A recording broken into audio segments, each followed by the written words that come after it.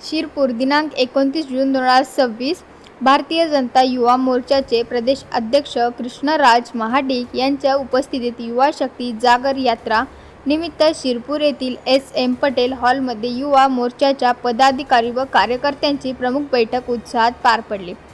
या बैठकीत युवा मोर्चा प्रदेशाध्यक्ष कृष्णराज महाडिक यांनी युवा कार्यकर्त्यांना मार्गदर्शन करत संघटन बळकटी, युवा सहभाग आणि आगामी उपक्रमांविषयी सविस्तर मार्गदर्शन केले।